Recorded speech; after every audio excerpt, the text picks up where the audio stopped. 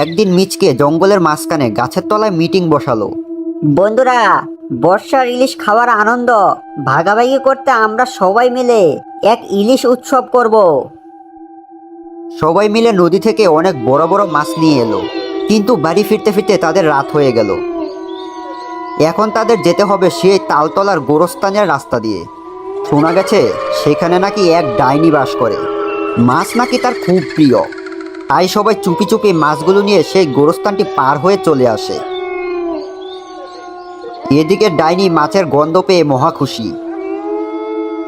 সে মাছের গন্ধ অনুসরণ করে শিয়ালের আড্ডায় চলে আসে।